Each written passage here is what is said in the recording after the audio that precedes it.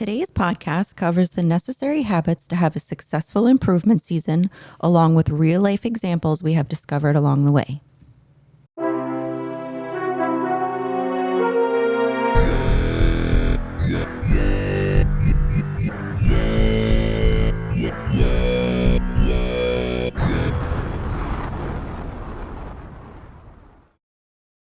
Okay, guys, we're back again. This time, we'll do a real quick recap of the last event that we just threw in Miami. And then we'll get into this content because I'm really excited to talk about this. We are big advocates for being intentional with every season. And I think there's going to be a lot of really good information in here. So, yeah, let's real quickly tell them what you did in Miami. I didn't do anything. A bunch of other people competed.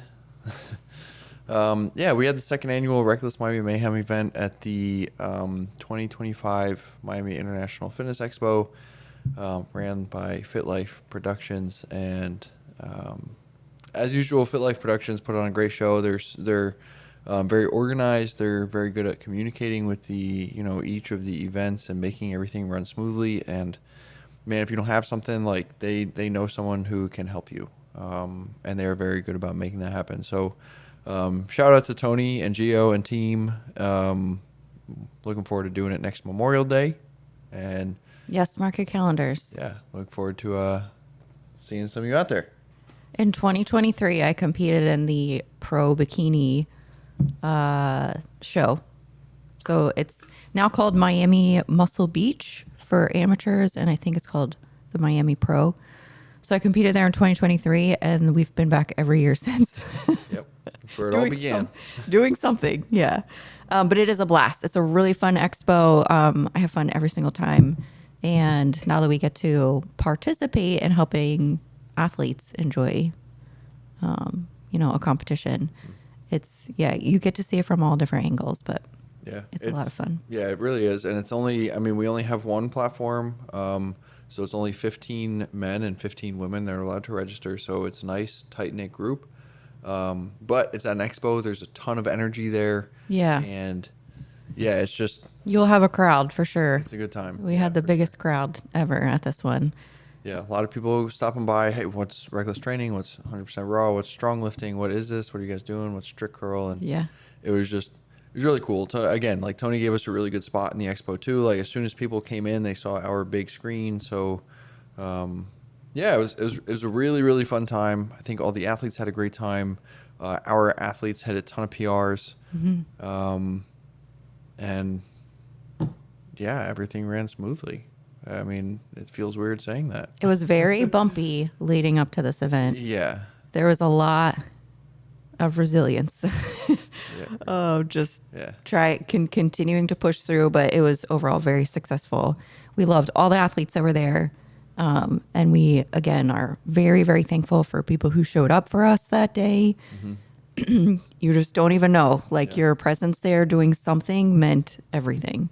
Yeah. And then we've gotten a lot of really good support from the athletes as well, just being grateful so that... Yeah, and offering to help in future events. And, we got a few athletes who are planning on improvement seasons themselves. And they're like, yeah, but if you do another event, let me know because I still want to come help. So, like we said, it's about community. And, one of our things is pack mentality. And I just feel like these strong lifting events are an exceptional community builder. So it's fun to bring our strength athletes and our physique athletes together in one place. And it was a good time. So, yeah, exciting news maybe coming on the horizon about that stuff. So there's always something on the horizon. Yeah, so if you know TC, the horizon's full of things. Never know what's cooking in the kettle, so you got to keep your eye on me. Yeah. But yeah, okay. And so here it is, Casual Friday. TC's covered in grease. If you're watching us on YouTube, if you haven't checked us out on YouTube, please. Actually, it's dirt or brake dust, maybe. Oh, okay. I was in her wheel well. we're replacing rear brakes. He's for working on my car, and taking bolts off. And I'm casually dressed, and I didn't brush my hair. So, welcome. House attire. Welcome to Casual Fridays here. Okay, so let's get right to the meat of it. TC, TC is transitioning Yeah, I guess out of, an improvement season. I don't know, these past few years have been various improvement seasons for me, right? And that's kind of one of the things we want to talk about today is mentality and expectation for certain improvement seasons for various athletes and how they can differ. Yeah. But do you want me to talk about me personally first? Yeah, go ahead. Okay. So as some of you might know, I injured my back a few years ago. I'm a stubborn power lifter, and all I wanted to do was squat and deadlift. And over the course of the next, 8 months to a year, I continued to re-injure myself because as soon as I would feel a little better, I would go in there and do the same freaking thing that hurt me. So I first of all, I took lower body training out completely, and I decided that my upper body was lacking, especially in terms of a bodybuilder physique, and I wanted to build into the 90 kilo class anyway for powerlifting. So what better time to do it, right? So now this led me down a whole journey of exploration and a lot of different emotions. Yes. But, I think the first thing I ran into was some shoulder issues because I decided I wanted to build my bench. And without a strong back, you're going to have a lot of issues when you start to try to press a lot of weight. And at the time I was pressing 425. So when you try to push that and you start pushing that upper limit, if you're not doing enough, antagonist muscle work, Okay. Yeah. you're just not going to have the stability across the joint that you need. And especially in your shoulders and especially in your hips, we need a lot of torsional stability, and we need opposing stability to, what am I trying to say here? You noticed We you need had. opposing tension to create stability across the joint is what I'm trying to say. Sorry. There you go. It's the sun, I promise. So yeah, I was getting a lot of tightness where I didn't want it, so I had to even back away from that. So that led me to my first bodybuilding show because I decided I wanted a completely different focal point. I was working out at Planet Fitness predominantly at the time, so this was a really good time for me to focus on my positioning, my body awareness, my proprioception, obviously my posing, and my back, which I had never really cared about before because I'm not good at pull-ups, so I decided I didn't want to do them. For anyone listening or watching, that's not Anyone else? how you do Anyone things. So now my plan is to transition into one more bodybuilding show or, one more prep, and then come out of that into my next powerlifting prep. So we're starting to lift heavy again. We're starting to train a little harder again and starting to push a little harder again. And it's been a lot of fun. So all that to say that my quote unquote improvement season or growing season, or as some people like to call it, their off season. Yes. All that to point out how many different stages there have been and how intentional they've all had to be to lead me back to where I am now, which is, I don't know, it may not look or sound like a lot to some people, but I just feel like I've learned so much over these past few years, and I would definitely not be the coach that I am without these things. People have asked, you're not a physical therapist, but I just love learning about this stuff. And because of my issues that everyone has, I'm noticing it's very widespread, the very, very similar movement compensations. And because I'm fully digesting my own, it's become a lot easier to help other people. Okay, so you listed a couple things in there that would be reasons that people would want to take an improvement season. So really, I feel like I define improvement season as a time for a specific goal other than a stage or a platform coming up. So it's a more open time frame, still with focus and still with goals, but none of those are those I have a show coming up or a competition coming up. Yeah. Well, and when you're training for anything, that's the difference between working out or exercising. and training, right? When you're training, it's for a specific goal. And if you're a bodybuilder, you're not only training for the parts of the year that you're dieting, right? You have to be training the rest of the year as well. So, and if your goal isn't specifically to step on a bodybuilding stage right now, which it is in the future, right? It's to step on a bodybuilding stage with more muscle than you have had previously. But some people get lost. Some people don't have that long-sighted approach, and that's why another one of our mantras, I guess you can say, is marathon mentality. Is you have to have that long-sighted approach to your training to where you can maintain that focus through these seasons that need to maintain your training intensity. Okay, so reasons people would take an improvement season, which some of you mentioned, were injury. If Yes. you've kind of run into an issue with injury, and you need to adapt your program or protocol to accommodate that. Yes, which let me touch on that real quick. I see a lot of people, quote unquote, like training through or training around an injury. And look, I definitely want you to analyze what your body is going through and continue to progress in the ways that you are able to progress. But the first rule of rehab is to do not move into pain.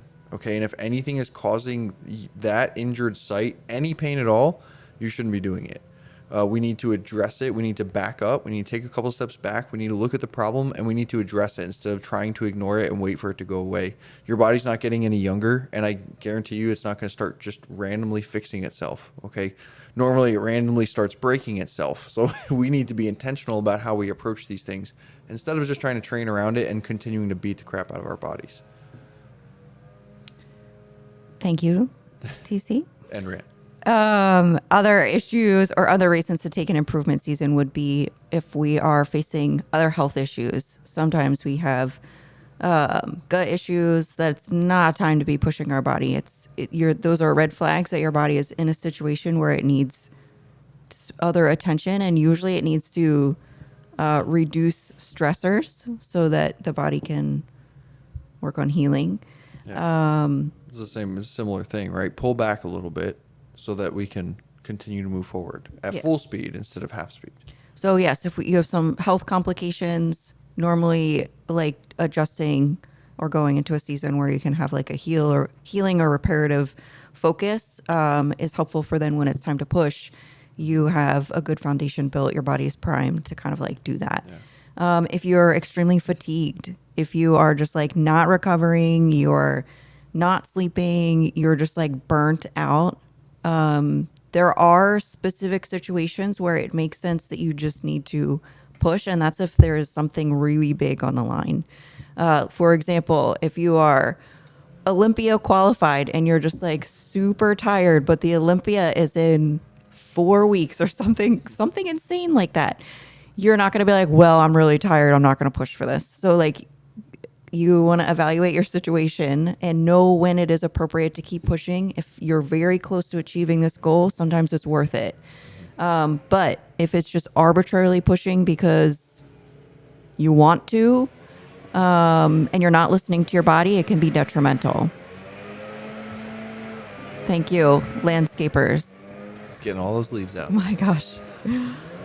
And having said that, I think it's important to point out that the more communication you have with your coach, the more efficiently they can bring you through those tough times coming into a show like that, right? Because even if it's after a long competition season, like, okay, let's say you have a client compete in September at a natural show. And he's just going out to compete because it's first competition. They get their pro card. Now, all of a sudden, now at Worlds is 2 months later. Do I push? And yeah, like you can do that, right? If you weren't prepared to, you definitely can pivot and do something like that. And having a coach and having that communication with your coach will allow you to mitigate that stress, as we'll talk about later on, which everything is stress mitigation. When it comes to training, everything is stress mitigation. So the more communication you have with your coach, the more efficiently that you can move through those things. But you're talking more about like, chronic issues that need to be addressed, because I mean, we see it all the time. How often is, someone's having trouble losing weight and they're already on super low calories, and it's tough because the body just doesn't want to respond because it's just super tired and over fatigued. Okay, so that's another reason is if you are, it's not time to push and you should go into a building phase. So that's like an exception to kind of like the improvement season, but it would be time to build up calories and focus on training rather than go into more of an extreme deficit that's really not going to get you to your goals. So, and then lastly, most people are going into improvement season because they've accomplished a show or a competition. They are ready to put in some work because they want to make sure that they are showing up to the next competition with improvements. So they're willing to take that time to do the necessary work so that next time they step on the platform, they step on the stage, they are seeing visual changes from show to show, or their performance has leveled up from their last competition. Right? Right. Okay.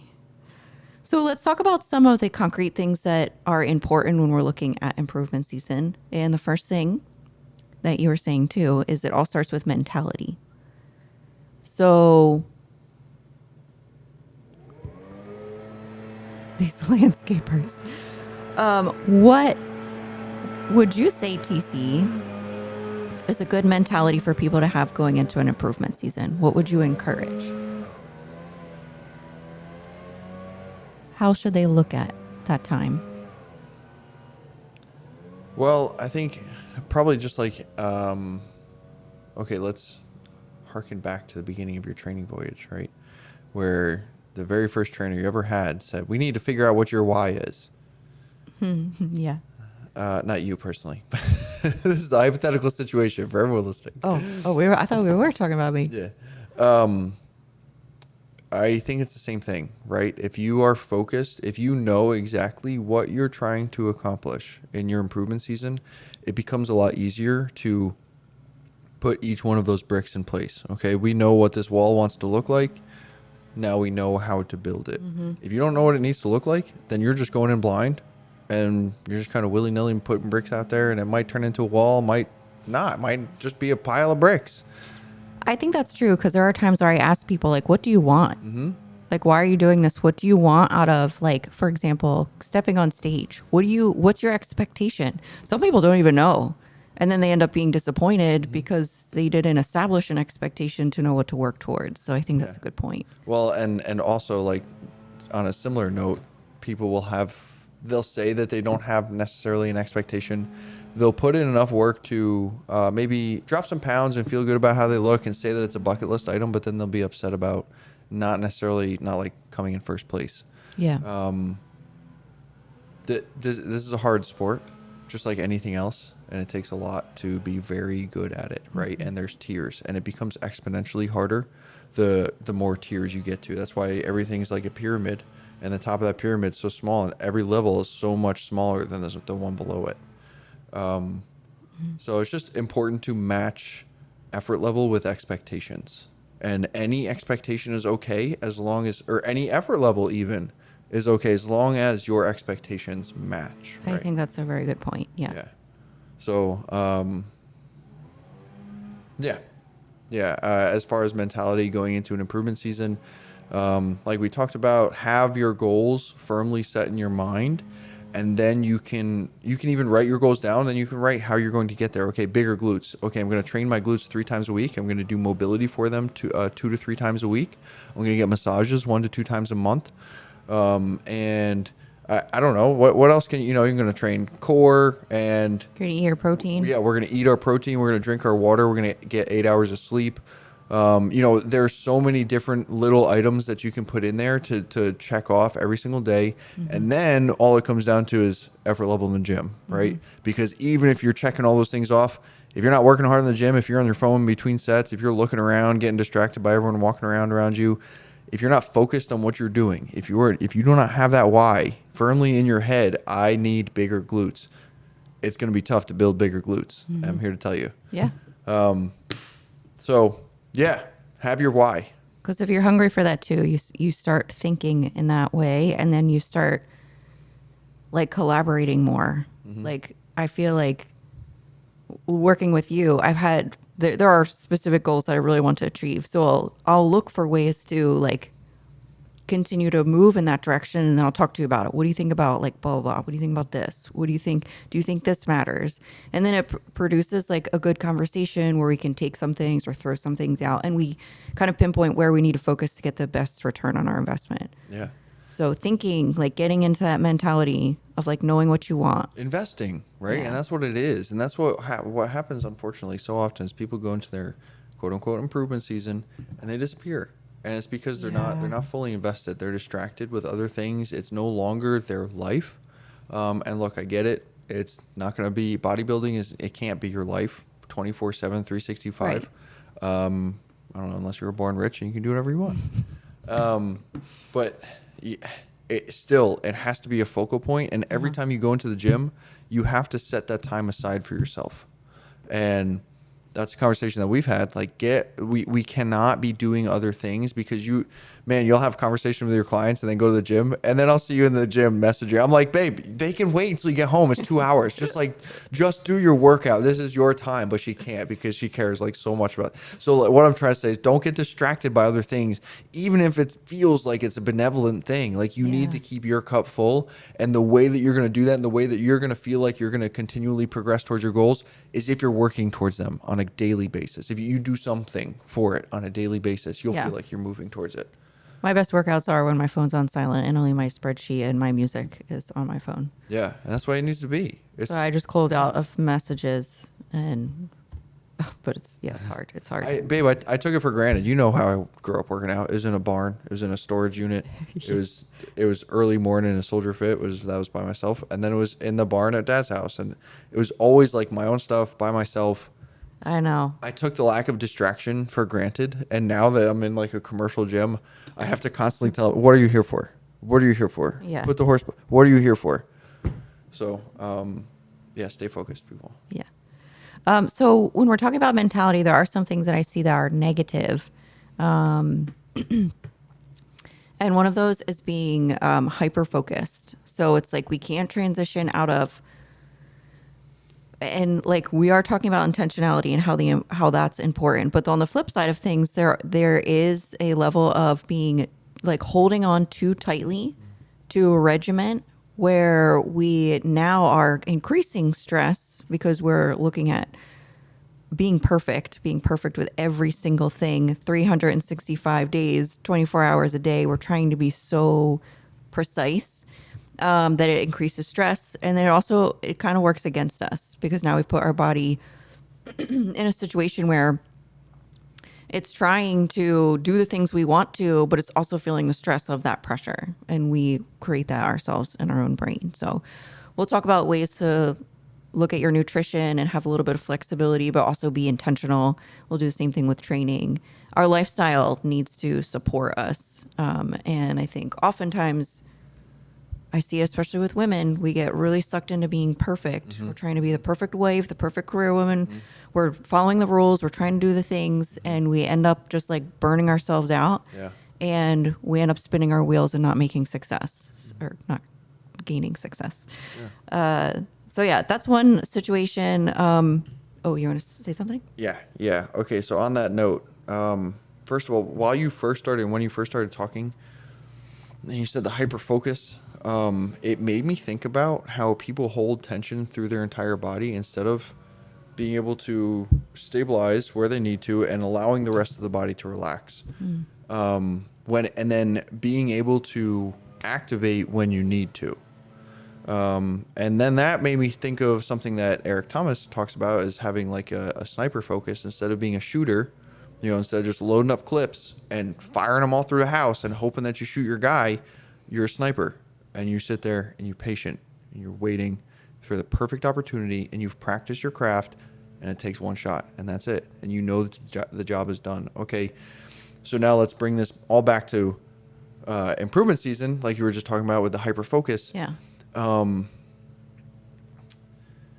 It cannot rule your life, right?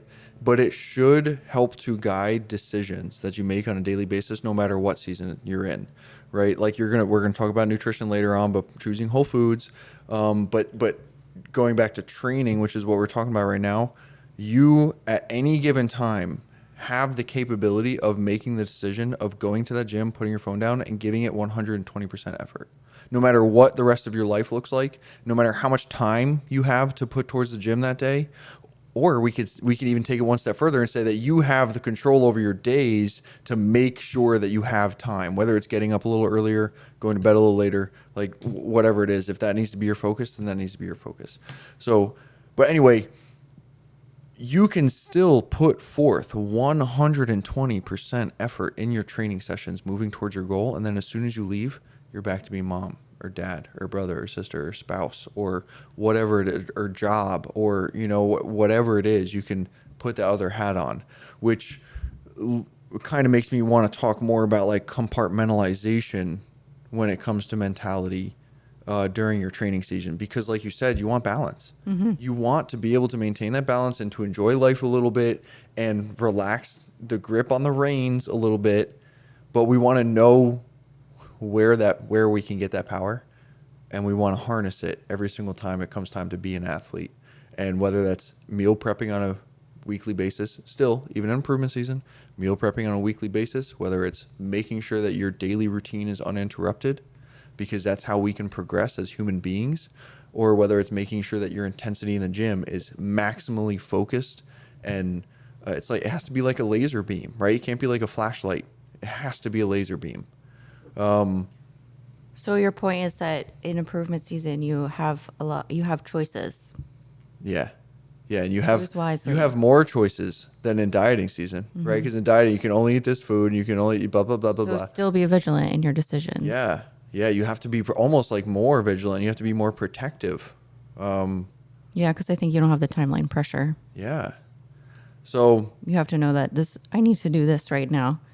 This is where my focus needs to be. yeah, and another thing he talks about is in that sniper focus. He says that basically reading one page of a book and mastering it and then putting it into practice is better than reading the entire book and not putting any of it into practice, right? So again, it's just that focus that we're talking about here, and maintaining the focus, whatever period of life you're in, on your long-term goal, right? That marathon mentality, I think, is going to be the key to achieving it. It's like the law of attraction, right? You keep it in the forefront of your brain, and that's all you think about, and that's all you think about. Everything that you're thinking throughout the day, everything you see throughout the day, is seen through that lens of that goal.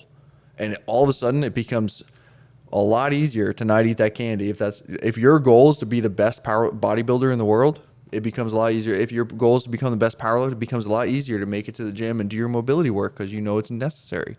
So, Well, even if it's not the best in the world, if it's the best version of you, yes, and you want to take on take that identity of like, I'm an athlete, like own that. I am an athlete. What does an athlete do? And ask yourself those questions, because then if you take ownership of that being a part of who you are, your actions should follow. And then, like, to your point, it's just getting better than you were before, right? Or another thing I've thought about is, what would the athlete that I want to be, what would that guy do right now? Sure, yeah, what you've talked decision about would that. he make right now? And then it kind of makes you feel, you're like, okay, well, obviously this is what I have to do, because usually you know. So, okay, I just went on a 10-minute rant, but okay, so the second part of what I was saying 20 minutes ago. that's why they tune in, Dave. Get out of here. No, you did a great job. Is so if we're too hyper focused, right? We talked about too hyper focused, and then we talked about like being decisive and making decisions and being intentional. But then on the flip side of things, it's people being too relaxed. So we feel like it's time for bodybuilding. It's time to diet. So I'm going to be serious now, and I'm going to work hard. And then when we're not dieting, it's a free for all. And your body does not give two craps about, I was too tired, or I didn't feel like doing this, or whatever is happening. It does not care. So if you are not being intentional with what you are doing in your improvement season, you will look exactly the same next time you get on stage. Like, work so that you are seeing visual improvements from show to show. Yeah. I think like that's the reason. So we didn't even talk about why I'm in improvement season. But I competed last time in 2023. Right now it's 2025. I had opportunity and thought about stepping on stage. There she is. prior to today. But I chose not to for several reasons. But one is that I want to know that when I get back up on stage and I'm looking at my pictures, it's like, whoa, she made changes. I don't want it to be like, am I better? Am I not better? I want to know that like it is different. I don't want to waste my time dieting because dieting is my least favorite part. I don't want to waste my money. I just don't want to do that if I'm not going to see results for the hard work. So that is motivation for me on a daily basis, because I know that every day I'm putting towards eating right, training well, taking care of my body. It's that little, because muscle takes a long time. Yeah. It's that little bit more. So if I do all this and I get like 0.5% closer, like 0.5% and then 0.5% and then more and more and more, it adds up. And I feel with taking a relaxed approach and not trying to overthink when I'm going to get on stage next and just like letting my body do what it needs to do and waiting for it to tell me like, hey, we have a good amount of muscle now. It's time to diet and see what's there, has taken pressure off of me also and allowed me to, I think, get, some good results. Yeah. Because I don't have something I'm racing toward. When I'm stressed out. Yeah. Well, that and you gave yourself another focal point to be excited about. That's true too. Right. We got some strength goals, and Any eye drops? no, I can do it. We found some strength goals, and yeah, I feel like that helps. Athletes need goals, right? And when you don't have a show planned, it's hard for some people to push. And if you're not reaching for PRs, I can understand how it would be hard to be going into the gym. Man, for these past few years, when I was just going to Planet Fitness before I decided to prep for that show, I was like kind of just going in there zombie walking. You were prepping, so I would go to the gym and My support. do some stuff. And yeah, whenever she said she was done, it was time to go. And I was not a real athlete.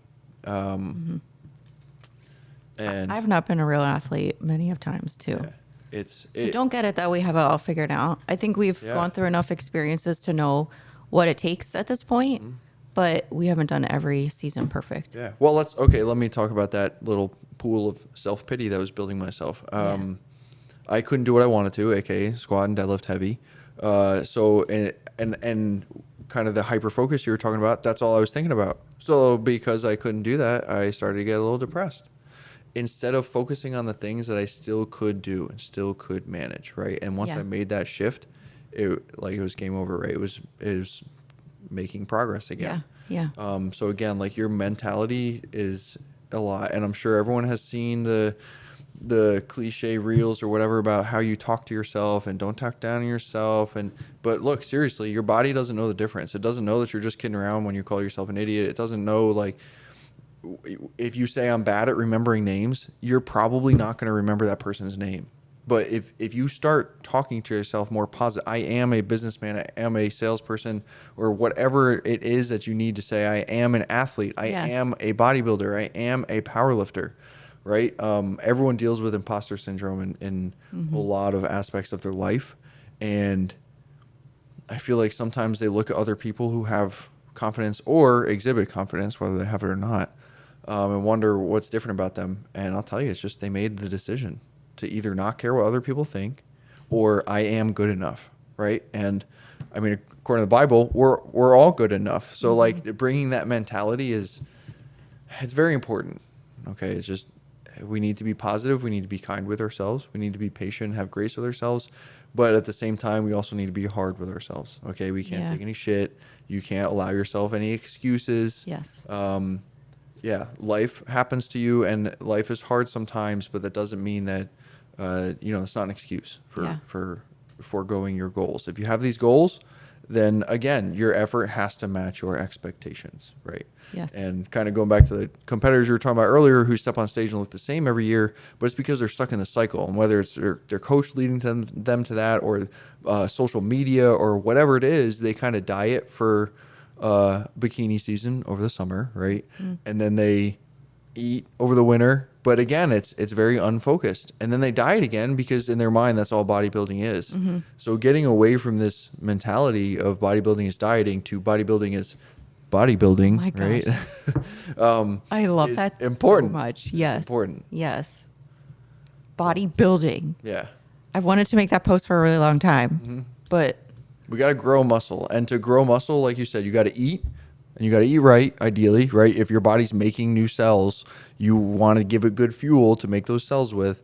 so let's talk about that. Okay, go ahead. Let's jump to nutrition. Okay. Go ahead. Go. Keep telling your thoughts. Oh, on the spot now. Well, I wasn't going to talk. I was going to say you got to sleep right and you got to train hard. Write that down. 3 things. Eat right, sleep right, train hard. Okay, I want to go back to talking about training, but let's hit nutrition real quick. So this is one thing that I've made a huge change with. When I first started prepping and through several years, actually probably up till this year, maybe last year, bodybuilding nutritionally, I think can be very unhealthy. And I know that sounds like so weird because people are like, that doesn't make sense. You're eating chicken and vegetables and you're drinking water and blah, blah, blah. But there's smaller aspects, I think, that go undetected that really affect our bodies without us knowing it or not. So most recently, I stopped using like non-stick pans. I cook with butter now. Cast iron, yeah. I don't like drench everything in butter, but cast iron pans, I use butter. I don't eat anything that has just a bunch of crap ingredients. I'm very specific about what prepackaged foods I eat. I have not found a protein bar that has passed my test yet. Transparent Labs might Okay, tried them, but that's new. prove it to me. I haven't showed her yet. Whoever you are with a protein bar, prove it to me. But yeah, I've just been very intentional about what exactly it is that I'm putting in my body. So whole foods above everything else. I think that in prep, sometimes we get 2 things happen. We get like, oh, I can't eat anything, so I can only eat whole foods. And then when I'm in improvement season, I want to eat everything else. And then whole foods go out the window. Yeah. Or in dieting season, we try to hold on so hard to the foods that we love so much that we eat these like crazy pieces of crap. Like, do not eat. Chemical confetti fun things. If you want to build muscle and you want to eat protein, because protein's a part of like protein synthesis and building muscle tissue, would you not choose like the best protein sources to put into your body to help it create that muscle tissue? Do not eat a candy bar that has put whey protein in it, or Quest chips are another one that I'm like, Yeah. Well, you can also think about it as bioavailability, right? I'm not done trashing all these yeah, sorry. companies. Go ahead. Keep No, I'm going, just keep kidding. going. I'm just kidding. Yeah. No. My point is like, yeah, I've made the switch, I think, to looking at like what the sources that I'm putting in my body rather than just the macros. Yeah. And I think that has helped me a lot. A lot of people are asking me when I'm competing because my inflammation has come down. I'm a lot Yeah, you're more lean. conditioned. I have never, ever had abs in an improvement season ever. I would diet just so I could please see an ab line. But now, like I can see some more definition. Like I said, I think muscle tissue has gone up, body fat has come down, like I feel healthier. And I think a lot of that I would attribute to some of the nutritional changes I've Oh made. yeah, 100%. Yeah. Well, I think like you definitely noticed that inflammation and gut issues with artificial sweeteners like sugar alcohols and erythritol and sucralose specifically. Yeah, it bothers and me. allulose. Yeah. Yeah, which they sneak those things in there, man. I'll tell you, there will still be sugar in that thing. They'll still put some of that stuff in there, but it's because it makes it hyper sweet and it really pings those taste buds, and it's psychological. They know what they're doing. Okay, guys. So it is tough to get away from these things, but Yeah. once you do, it just takes a couple days, right? And some people can quit cold turkey. I'll tell you, when I do, I kind of have to make myself stop eating all white sugar for a couple days, and then the cravings go away, and then I can reintroduce my fruit snacks or something, like Yeah. just like one per day or something, because when I'm in prep, I'll have like 1 or 2 during my workout and then maybe 1 or 2 at night, and that's a total, there's 70 calories per pack, 17 carbs, so it's like you kind of know what these things are once you start incorporating them in your prep, which I guess speaks to another point of, eating the same thing over and over again. Like it might be whole foods in your prep, but if it's the same thing, if it's chicken and rice and you're getting all your fat from peanut butter, your hormones are probably going to take a hit. So especially if you're a natural athlete, we still want to try to keep some red meat in there. Blah, blah, blah, like food variety, right? That's basically what we're getting at there. So, and so in improvement season, you should have more like availability to add in food variety. So make sure that you do that. Even if it's like switching out a vegetable, like sometimes I'll eat the same proteins, but I don't have the same protein at every meal. So if I'm eating 4 or 5 meals, I'm having 4 or 5 different options of protein.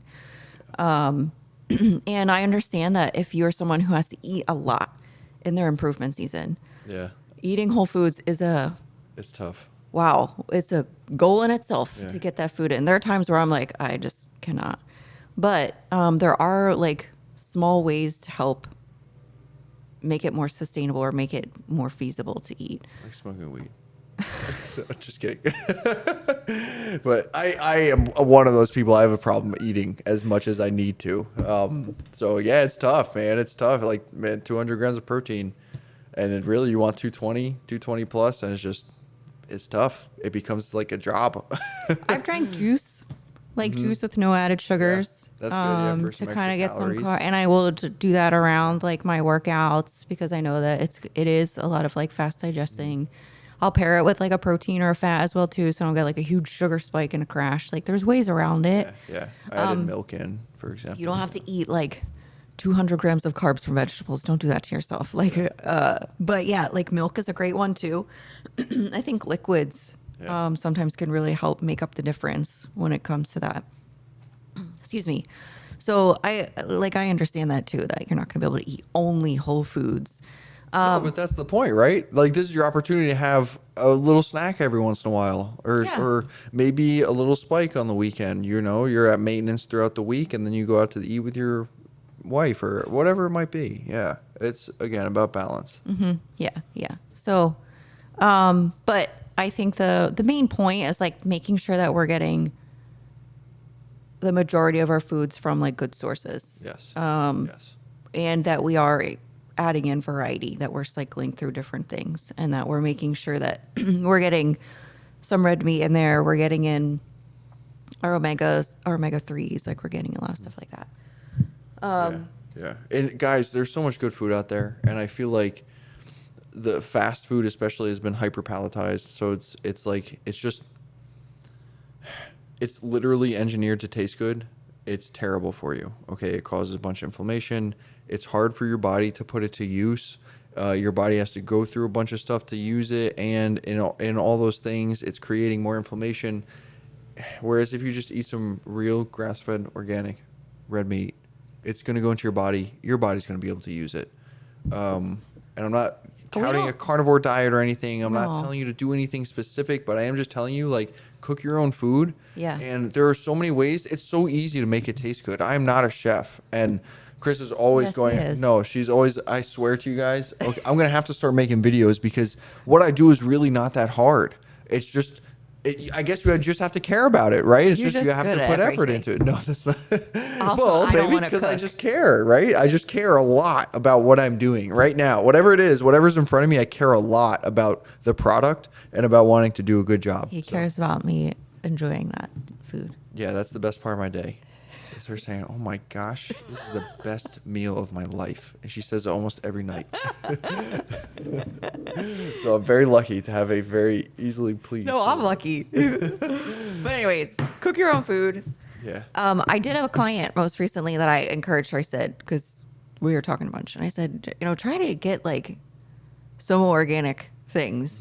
Go, and especially like red meat. Oh my gosh, I can't eat. Guys, okay, your cheat meal, don't go out to eat. Go to Whole Foods, buy some top sirloin steak, and cook it in your cast iron pan with some butter and enjoy it. Okay, thank me later. That's it. That's all it takes. Put some potatoes in your air fryer and cook a piece of steak. There you go. And I'll tell you, you don't need anything else.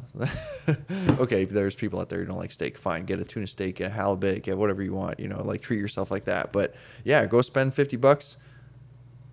Oh, I thought I set it for an hour and a half. It's only been 45 minutes. Our screen went. But yeah, the steak. And also, so grass-fed food, that's what I was trying to get at. grass-fed food. Grass-fed beef tastes better, in my opinion. And we are not rich people, in case you don't know us. But there's ways to find grass-fed beef. Like we will buy it at Aldi. We buy it at Walmart.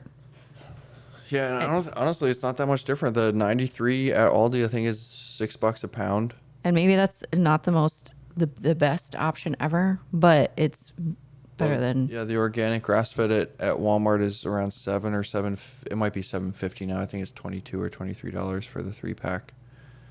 So yeah, look, it is a little more expensive, but again, it's about priorities and about what you're putting into your body. And with, the threat of like pesticides, glyphosate, microplastics, it's like Microwaves. Yeah, microwaves. Yeah, we'll talk about that later. Yeah, there's just so many things out there that can bring us further from your goals. But just remember that every 1 or 2% performance increase or recovery increase, capacity increase, that all adds up every single day that you can. That's why we use pre-workout, right? Because even if it's only 2% performance increase, 2% every single day, by the end of that year, you're doing so much more than you could have without that 2% increase. So we just need to continue to look to see what details we can lock into place on a daily basis to continue to maximize the efficiency of our training protocol. Exactly.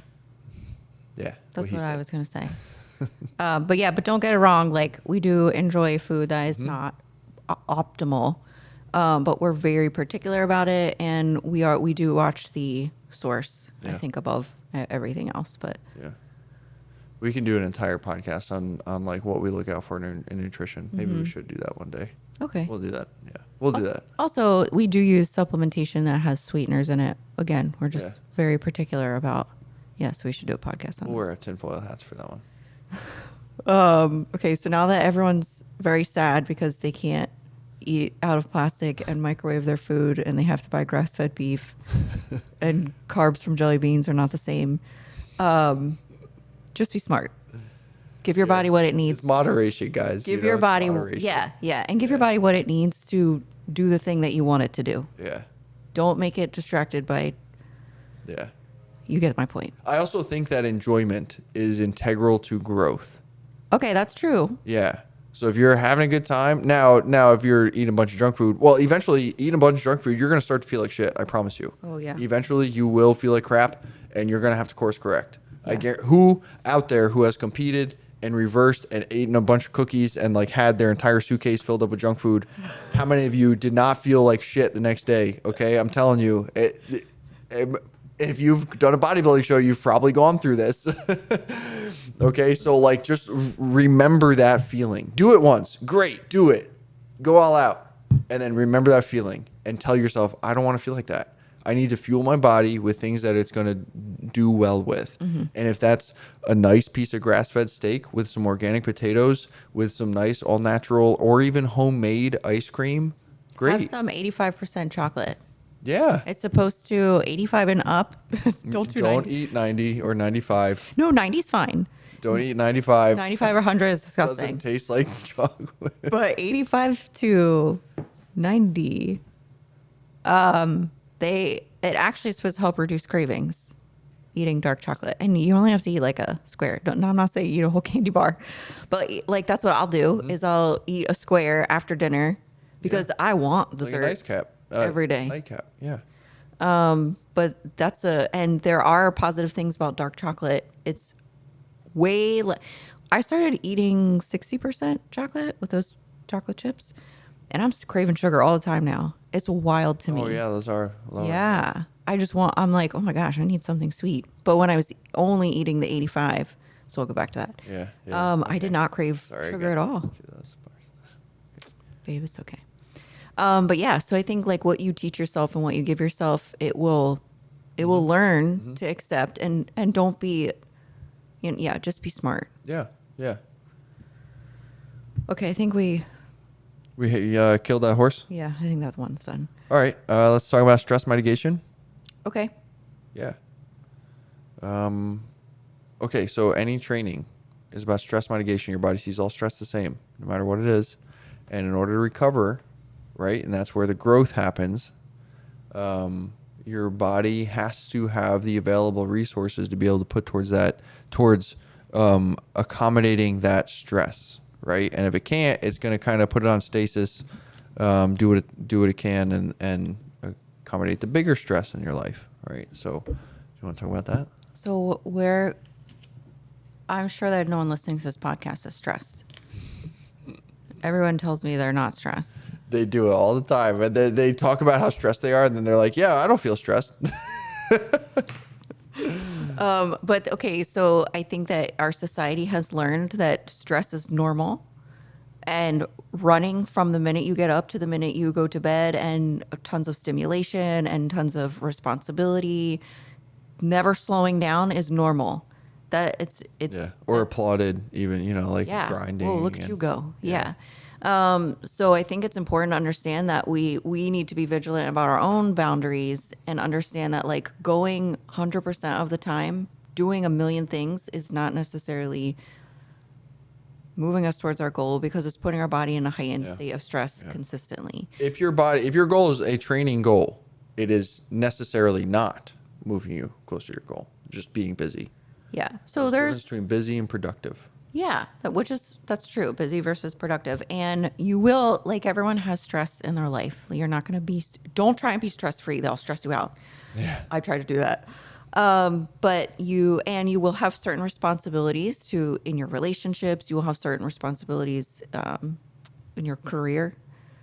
But don't tack on tons of extra stuff if you don't have to. Just Yeah. like take inventory every once in a while and be like, okay, I'm starting to really feel like fatigued, or I'm starting to feel irritable, or I'm starting to feel like not my best version of myself. Like, do I have too much on my plate right now? And maybe remove things for a season. Like, it's okay to be like, you know what, I can't pick up this other volunteer position because it's taking away from my family.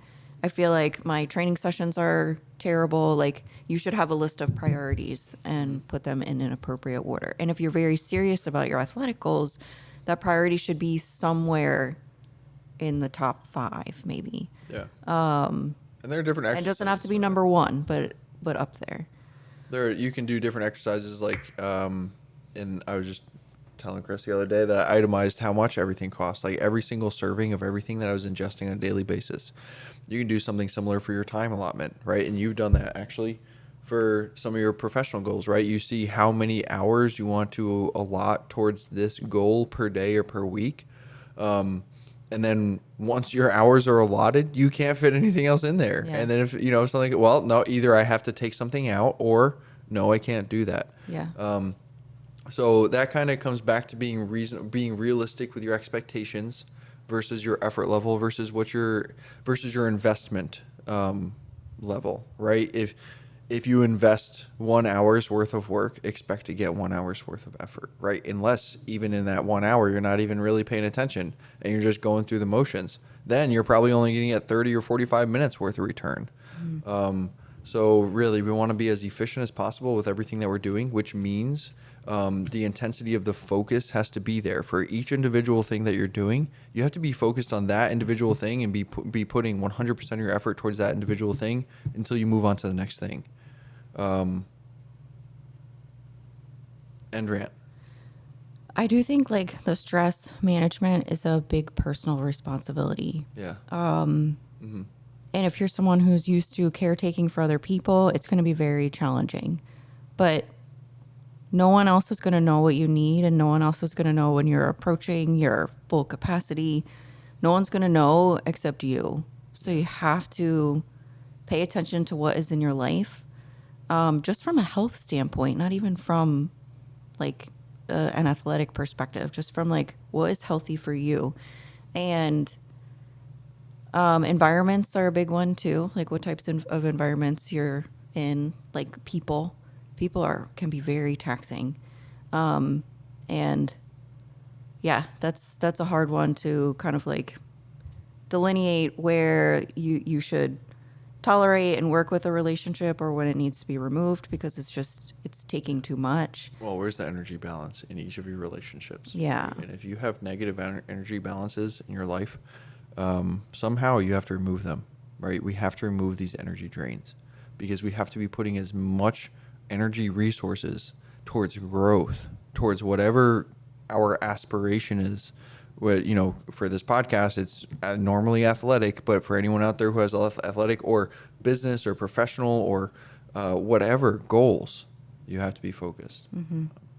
And then also like social media can be draining sometimes too, or can be negative, or I don't know. It like that can have its own influence as well. So just making sure that what you're allowing into your brain, what environments you're putting yourself in, like you are protecting yourself, you're protecting your mentality, you're surrounding yourself and influencing yourself with things that are going to move you towards your goal, not be anchors that are going to hold you back. Yeah.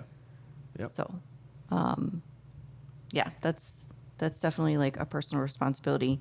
And then so when we are talking about stress, there is good stress and there's bad stress. So I listed a couple of things that are bad stress.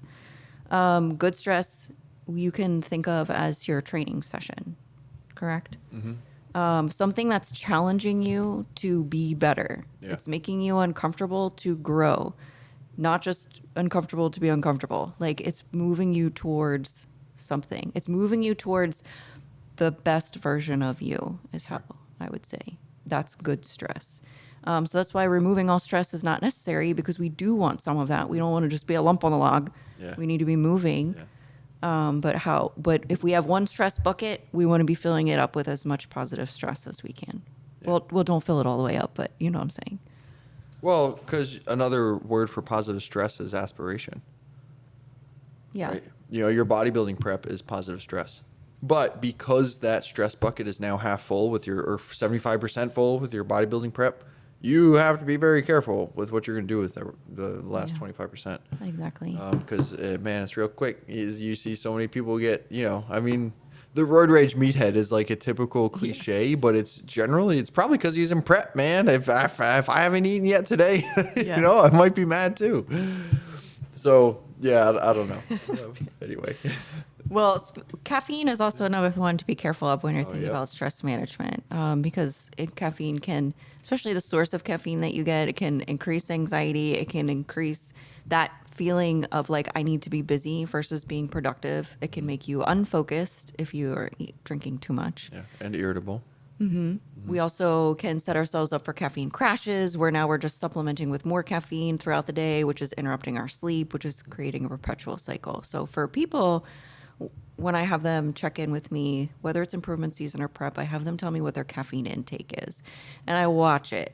Some people just like love their caffeine and they can tolerate more than others, but I just make sure that we're not getting stuck into the rut of I had consumed this much caffeine during prep, so I need to continue to consume this much caffeine in my improvement season, because you should be getting fuel from your food. You should be getting better rest. You should not have to lean so heavily on caffeine. So caffeine is purposeful, but it needs to be, just like everything, it needs to be used intentionally. Yeah. Yeah. When I say I'm tired, you don't say, do you want an energy drink or do you want some coffee or so? You say, have you eaten, or do you need some water, or are you drinking water, or how's your salt or whatever? There's so many other variables that people, but marketing and it's tough. It's you think I'm tired, I need an energy drink. So it's generally not the case. And energy drinks have the other ingredients in there that are really once you put the tinfoil hat on, babe, you can't buy anything. If it's prepackaged, you see it as like, you're like, I want it. I wish I could have it. I'd rather drink.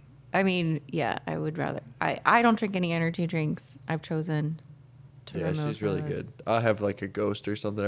One thing I look for is cyanocobalamin. I try to stay away from that. I try to get the B12 from the methylcobalamin. Not that I really care about the B12. I just don't want any of the cyano in there. So but no matter what you buy, especially if it doesn't have any calories, it's gonna have something artificial in there. Yeah. And it's just, things taste really bad without sweeteners. Yeah. You'd be surprised. Yeah. But once you stop eating it, fruit tastes really good, right? Yeah. And I read this thing talking about how fruit is the only karmaless food. It's the only thing that you can get without hurting something else to get it. It's the only thing you can eat without hurting something else to get it. So be a fruitarian. Yeah. Only eat fruit. Okay, and then the one more thing about stress mitigation is having deloads. Do you still need deloads in improvement season? Yeah, ideally, because you can push even harder, right? So now you're pushing, pushing, pushing as hard as you literally friggin' can. So some people I have to schedule it in because they don't talk to me, and I just know that your body needs to recover a little bit. And some people who talk to me and can be honest with me about their workload, we can play by ear and kind of push until we stop making progress.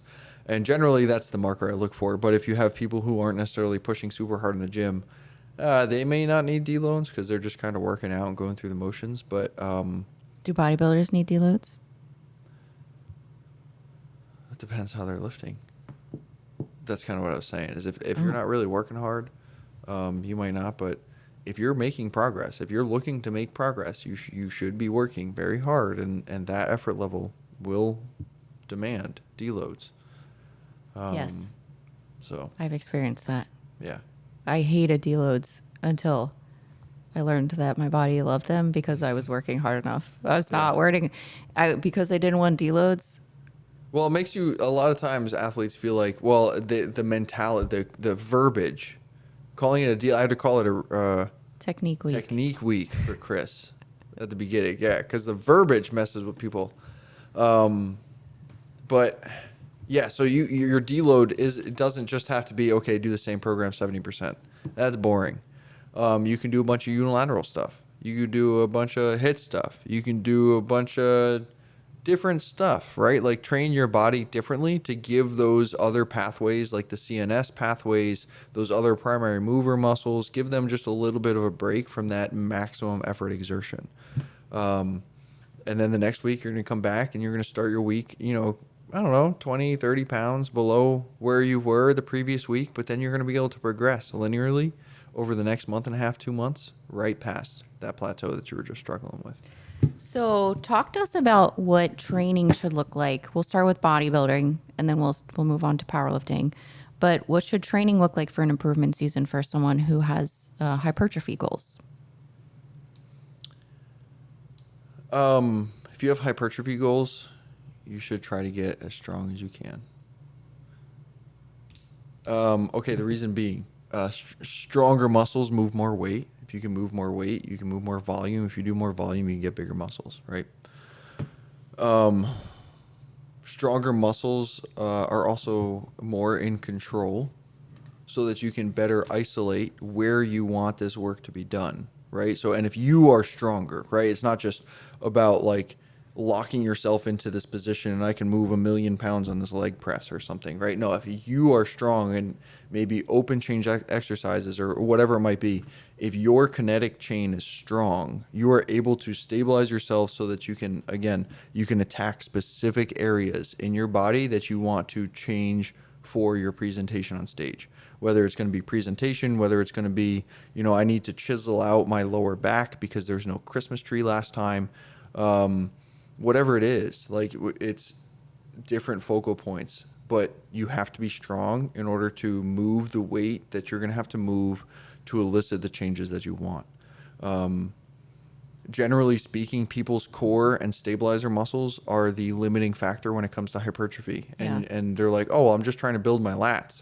Well, if you can't stabilize your rib cage, you're not going to be, and if you can't stabilize your rib cage and your pelvis, in the opposing forces from your lats, you're not going to be able to build your lats. And what are your lats pulling against? If you think about your lats on your back, they're pulling your rib cage, kind of open and back like this. And if your abs can't keep the front of that rib cage down, then you don't have a great anchoring point for those lats. Now the lats, they anchor on the spine. What I think happens is you hit a ceiling. Mm-hmm. You can train incorrectly for a period of time and grow muscle. Mm-hmm. You don't have to train perfectly to grow muscle. Correct. But then you reach a ceiling where now growth already slows down with more advancement. Mm-hmm.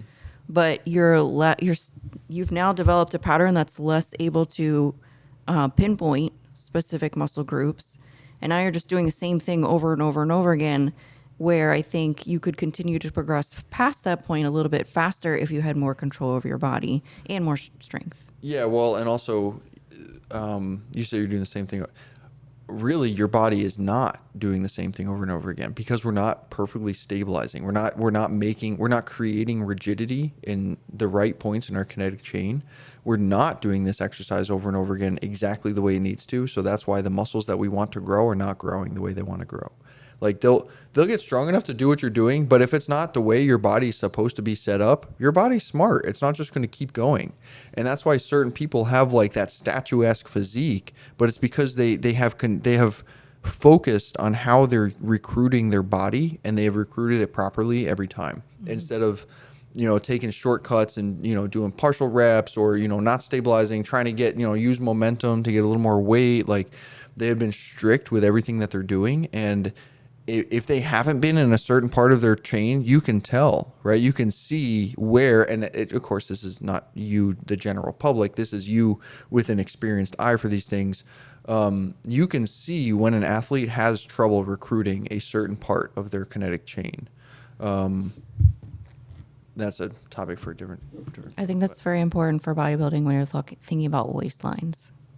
Yeah, and that's another thing. I was thinking about that just this morning, actually, about how ironic it is that I started as a, bodybuilder with a big waistline because, well, you're a powerlifter, so you're strong and blah, blah, blah. You're going to have that big waistline. And actually, that was probably at my weakest point, was when I was on the bodybuilding stage. And now my waist is smaller because I've done so much intentional work with how I'm recruiting my abdominal muscles. And do you look at how you recruit them during your lifts as well? Yes, 100%. Me too. Yeah, challenging. It is. It really is. But once you can lock it in, and every once in a while you'll feel it, it'll lock in. You'll be like, oh wow, I feel really strong.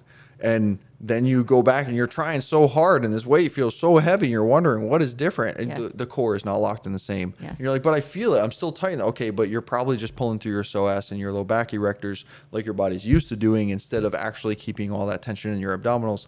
Blah blah blah. But yeah. Yeah, I was benching, and he was like, use your obliques. Yeah. Forbidden. You don't use your obliques. Not in bikini. And I pulled my waist in because I have practice using my TA, and the weight just was light. It was weird. Yeah. So yeah, I think every time you're in the gym, you're actually training your core, for better or worse. And I just want to make a point real quick about when you're on stage as any athlete. Okay, but as a bikini athlete in your back pose, why do you not contract your glutes? Because they flatten. Because it makes them smaller, right?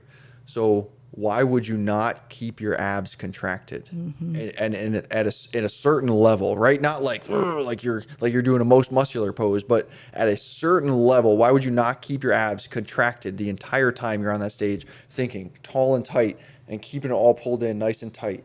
Guys, are you doing it? Yeah, right. Like it's as you do it, you think.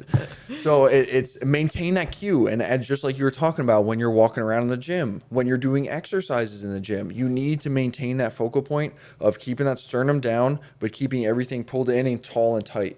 And if you can maintain that and you can build that until it's subconscious, then when you walk out on stage, you will look super freaking confident.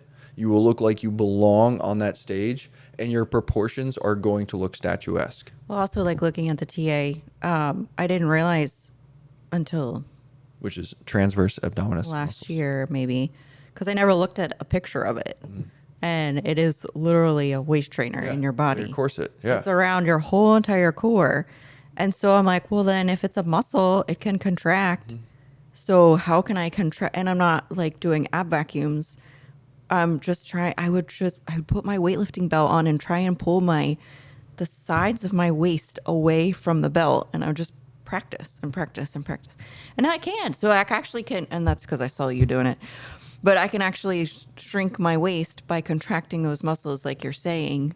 It takes a lot of practice to develop that connection, but an advantage. Yeah. And now if you think contrarily, if you're wearing that waist trainer all this time, like 8 hours a day, now that TA doesn't have to work all that time. It's not Doesn't work working at all. Yeah.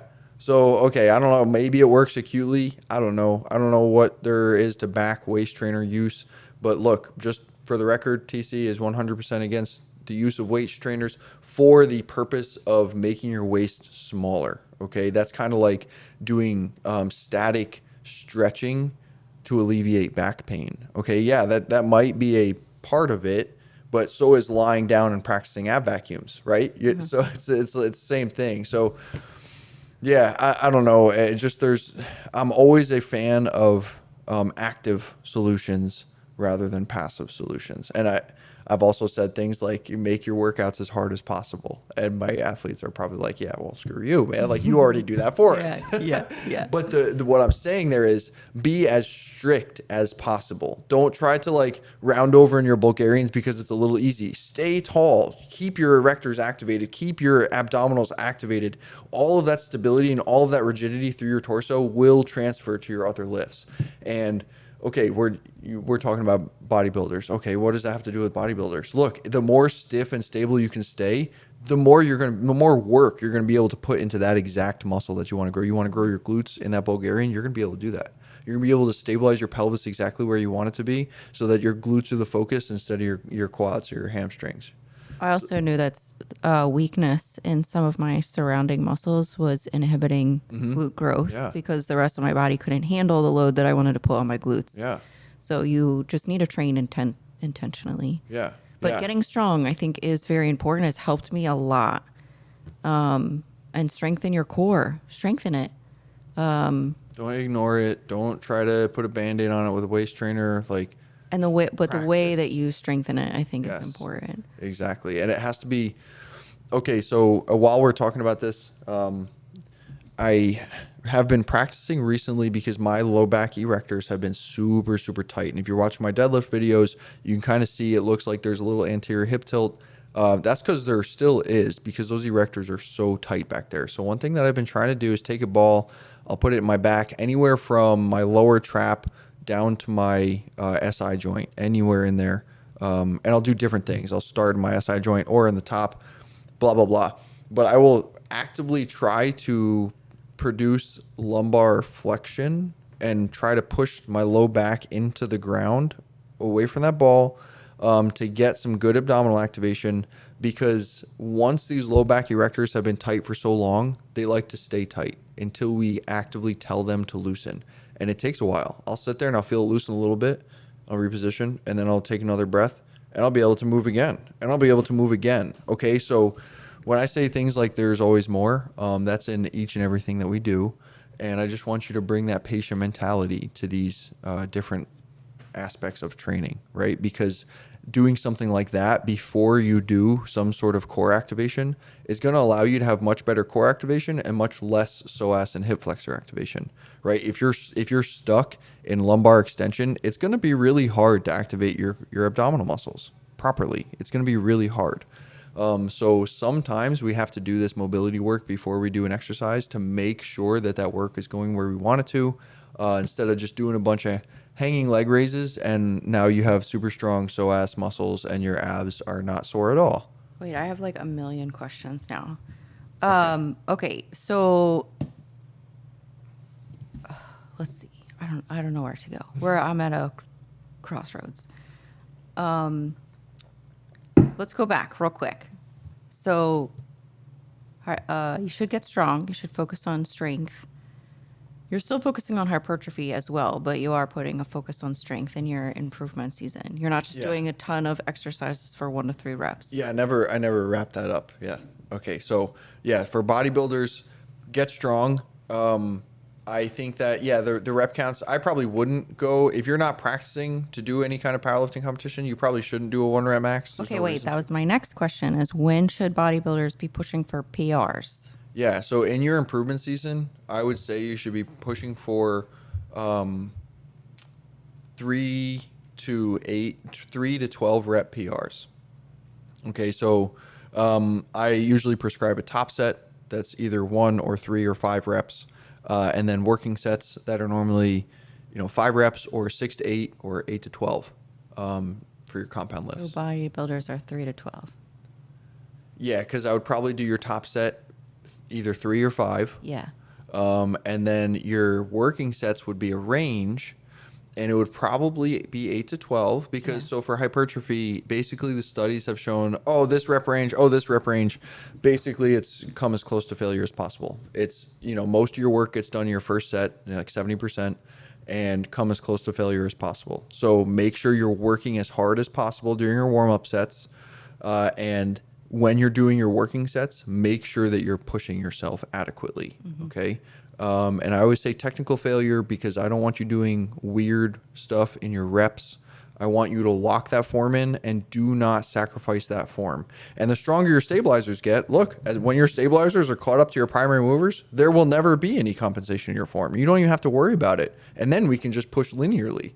But until that happens, we need to look at technical proficiency first. That's a Okay. good point. The technical proficiency. Yeah, and then to the point of being strong, we want to always be progressing, right? And if you're coming in and using, well, I squat, 200 pounds for 10 reps 3 times. Is that you think that's good? Well, not if you do it every single week, right? If you can do that for 10 reps, now get it to 12 reps. And then once you can do that 200 pounds for 12 reps for all of your working sets, now we can move up in weight until you can only do 8 reps again. And then once you can only do 8 reps, now you stick with that weight. And then we try to increase the reps on a weekly basis. And once you can get back to 12, now you can increase the weight again. Now what this does is it keeps you pushing. It keeps these mini goals Yes. like built into your program. And every time you go up in weight, it feels good. And then the week that you have, and it's a crappy week, and you come in and none of your lifts feel good, and the squats feel super heavy, and your shoulders hurt on bench. Okay, I'm going to deload. Well, yeah, deload. Let's deload and do some unilateral stuff. We'll do some mobility, some core work, keep that core engaged, open up the hips, open up the shoulders, and then come back and hit it strong next week. So, yeah, get strong, push yourself, because if you're not pushing in the gym, you are not getting any bigger, period. So I think that's an important point. If you need to build muscle, you need to work hard. Yeah, which sounds silly to say, but man, it's just so many people, they either feel like they're working hard or they feel like they've done it. They've been doing it for long enough and they should see different results. And guys, I've been doing this for 20 years. And everyone loves to look at me and where I am now and say, oh, steroids, but like I'm a natural lifter. I've just been doing it for 20 years. I just keep showing up every day. And some days I have good days.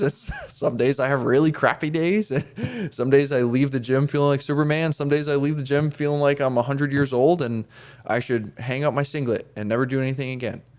Well, I've even heard bikini pros say that they weren't working hard enough, and they're like towards the top of their categories muscle ceiling, but they just would need like more glutes or a little bit more fullness or whatever.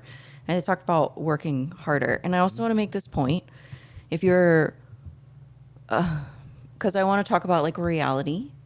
If you are a natural lifter, it's going to take you more time to put muscle on. So if you're watching an assisted competitor, just realize that the rate of muscle growth is going to be skewed for a natural lifter versus an assisted lifter. It's just like the way that it is. Also, some people have more genetic potential to grow muscle. So there's going to be differences within people that way. So don't just, if you see on Instagram a girl doing RDLs with 20-pound dumbbells and she has enormous glutes, think that's what I have to do for my body to make it look like that. Because one, that's an advertisement. And two, that doesn't mean she built glutes doing RDLs with 20-pound dumbbells. Yep. So just use your brain, investigate your own physique and your body, look at it objectively, and then put realistic expectations and hard work into play to get where you need to go. Yeah. Yeah. And enjoy the process. I think that's the main thing. Like, Man, if you love training, yeah, I made virtually all of my progress before I ever considered competing in anything. you just went to the top. I just loved it. I just loved doing it. I grew up reading Muscle and Fitness. I grew up on 8 to 12, and I just loved doing it. I just loved it.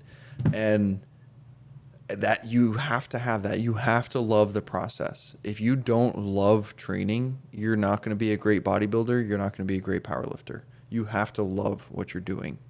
And that's not to say that you have to love every single day and every single time that you go into the gym and every single gym session, but you should love what it is and what it's doing for you and what it represents. And yeah, it's just going back to that mentality thing. It's important. You can't just be doing it because you want to look good on Instagram.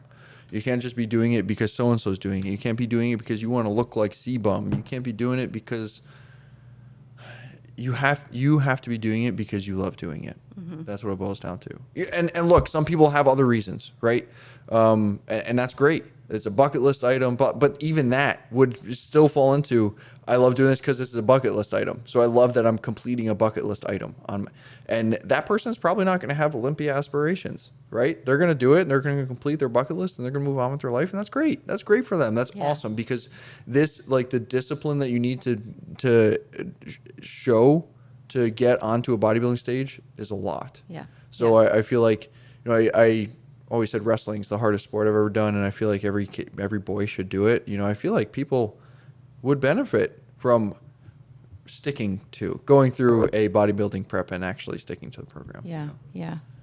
To your point, I have enjoyed my improvement season more doing like having a strength focus and hypertrophy focus as well, because I feel like I'm getting stimulus to the muscles that I want to grow, so that's making me feel good as a bodybuilder. But also, like, I want to be reaching for something, especially in long improvement seasons. I want to feel like I'm accomplishing something, not just waiting for the next time to pull the trigger and diet. Yeah.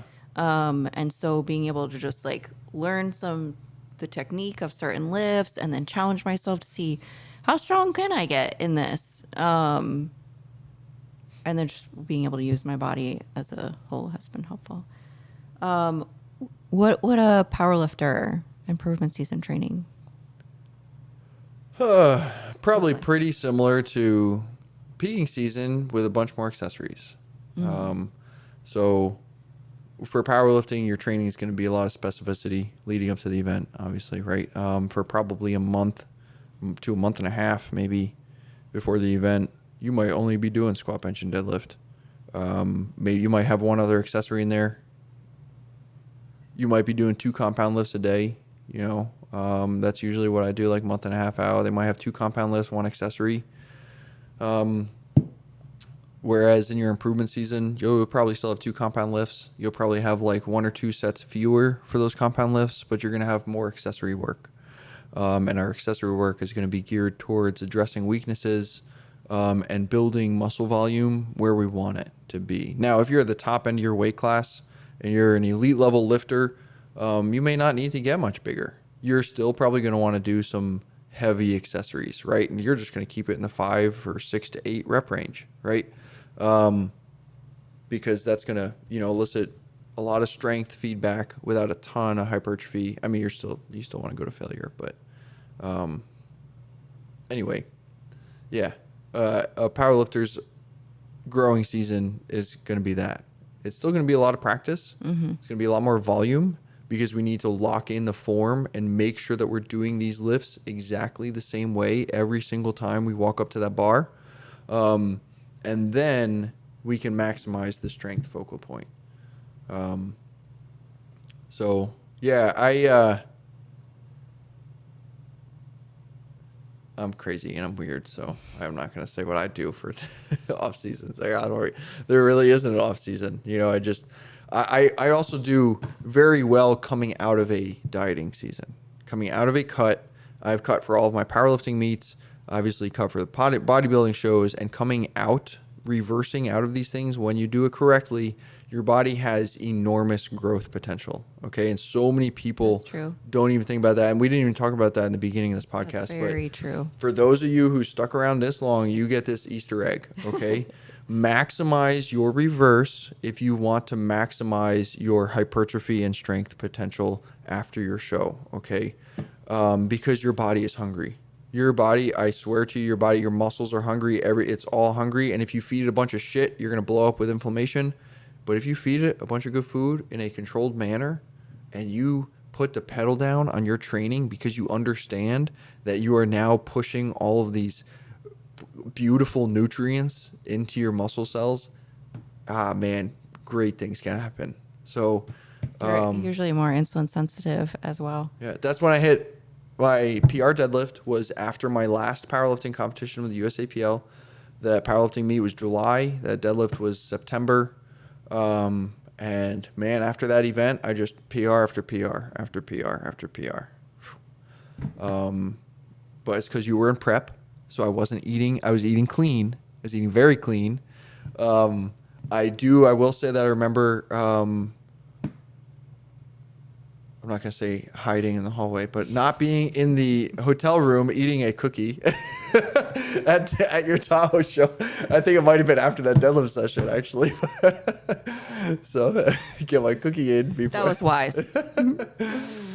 But yeah, guys, just like, man, there's so much low hanging fruit that athletes can maximize and prioritize and optimize that they're just ignoring.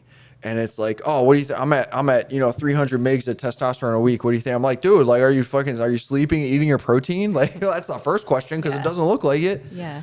So, yeah, just be intelligent, guys, and understand that each decision you make, whether you bring it back to your goal or not, it has an effect on that long-term goal. And that's why maintaining your marathon mentality and maintaining the focal point on your long-term goal is so important. That's why it's so important. Yeah, I mean, that kind of touches on my last point of getting your labs done. So you don't want to get them done like directly after you've dieted, probably not even directly after a competition. It's tough. Your body's going to be in a state of flux, you know. There's a lot going on, but I would get labs sooner, maybe. Okay, I usually say like 8 to 12 weeks post show. Get some lab work done, see where things are. Then you're probably going to want to retest one more time within like a couple months just to make sure that like hormones have returned to like a healthy level. Thyroid looks good. Pay attention how your gut is feeling. You want to make sure that food's digesting well. Like, just make sure that, like, we get, like, very focused on, like, the competition at hand. What is our body doing? Is it getting us there? And then sometimes we just forget to care about our body in an improvement season. I've been there.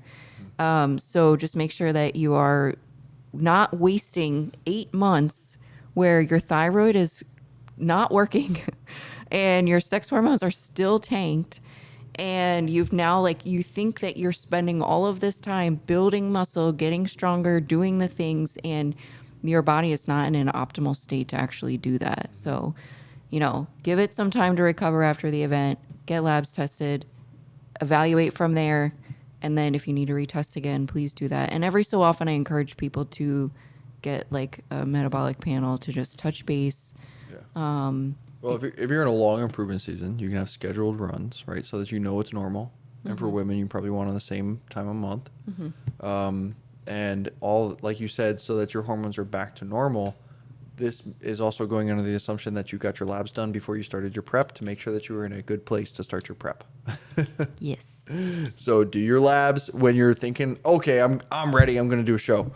Do your labs. If you're not where you're supposed to be, we need to get that right first. We need to get your body processes optimized before we think about any kind of exertion, whether it's PED assistance or whether it's stress of a prep for a bodybuilding or a powerlifting meet. We need to make sure that your body is firing on all cylinders before we go to the racetrack. Yeah, a healthy body will give you the best results. Even small things of unhealthiness within a physique can be real big roadblocks. Yeah. So, and that happens not just in a dieting phase, it happens in improvement season too.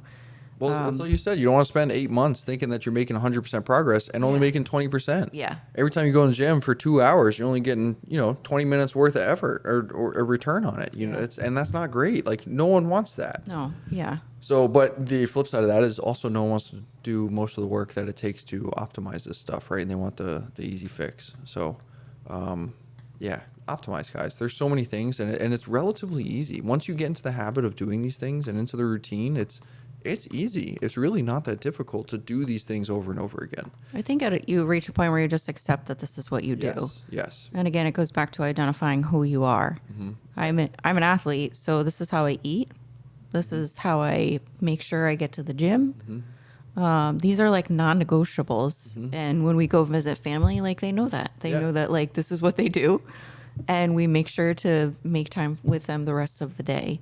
So yeah, it just has to be ingrained, I Yes. think. Yeah. And one last thing that I think is important is checking in with yourself, which we kind of touched on.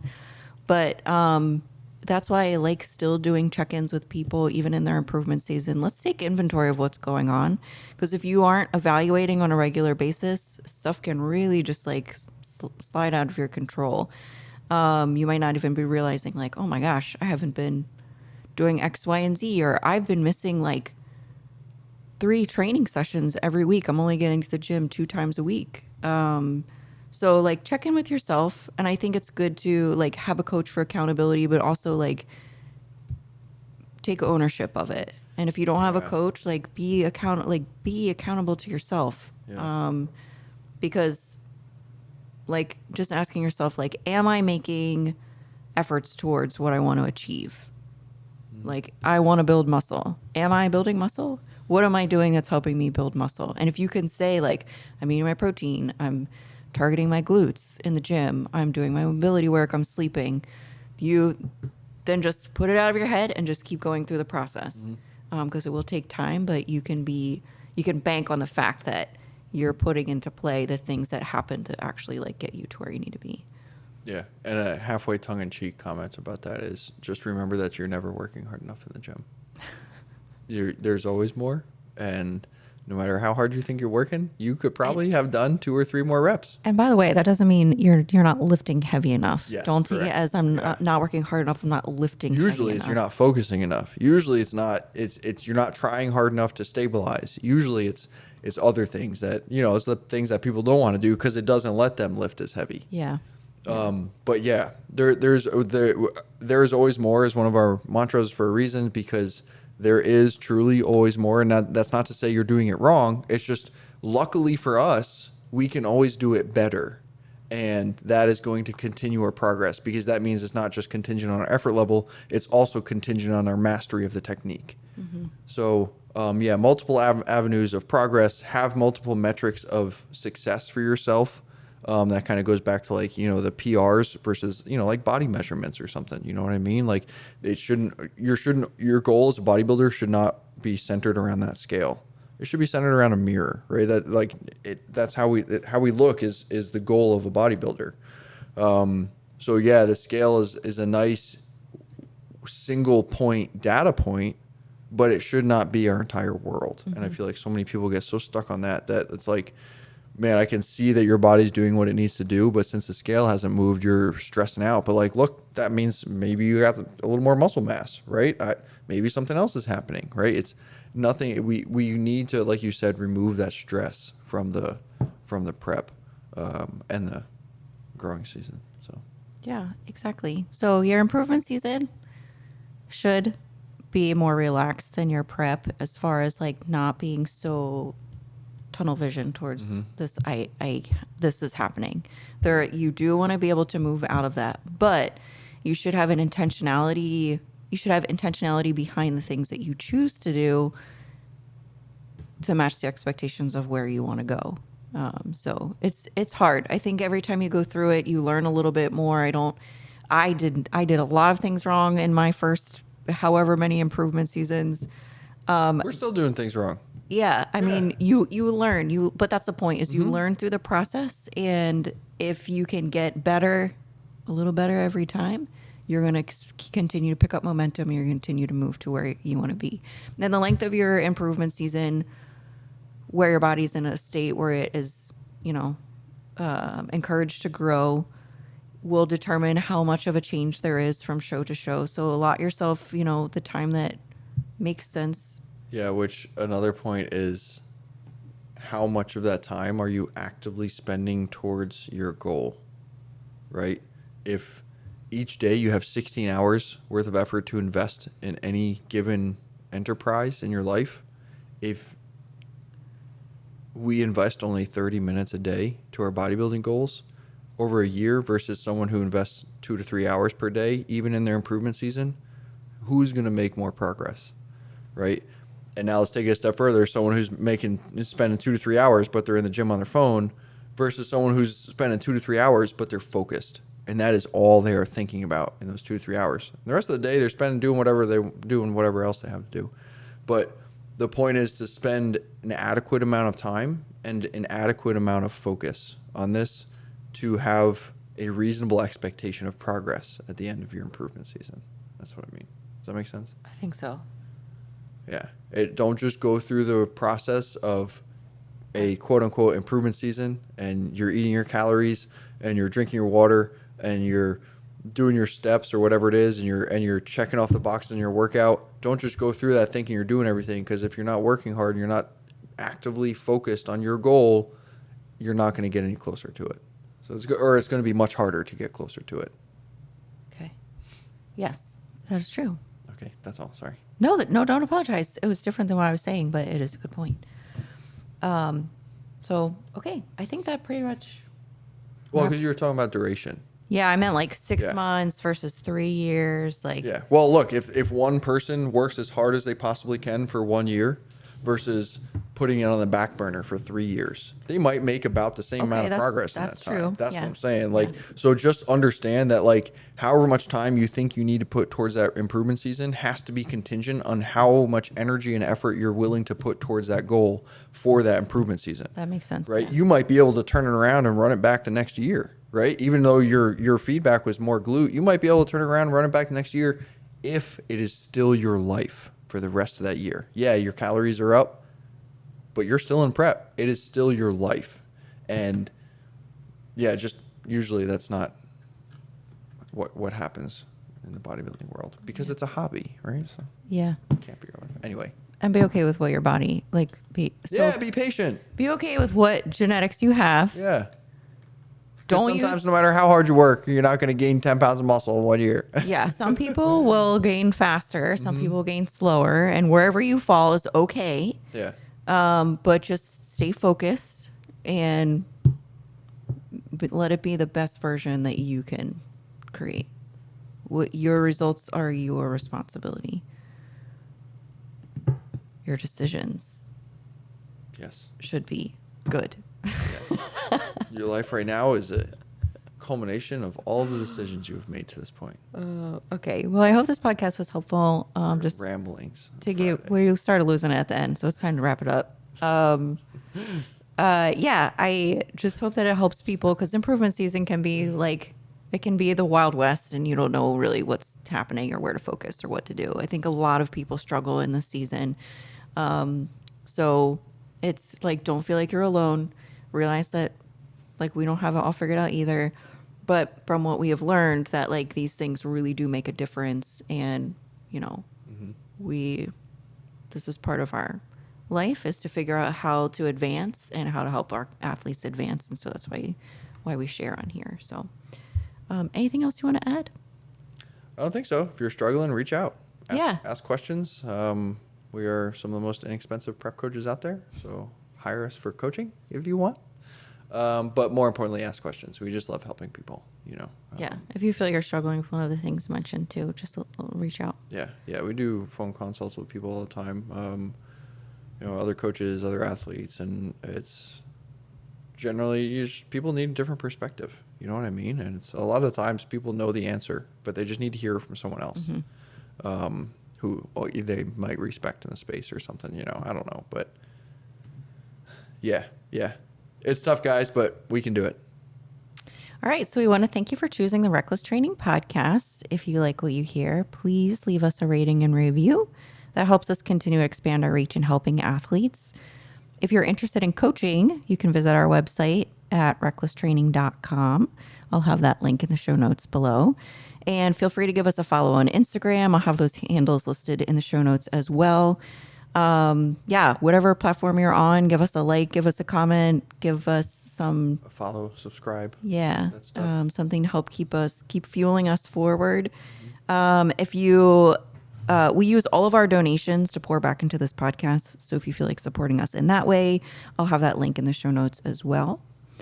But and also feel free to let us know what you would like to hear. If there's topics or, things that If you're questions. curious about, let us know what we can help answer and create some content to help educate and share with you. And if you're interested in using strong lifting in your next growing season, reach out, ask a question. We'll be here. Okay, and with that, Work hard, stay humble, train reckless.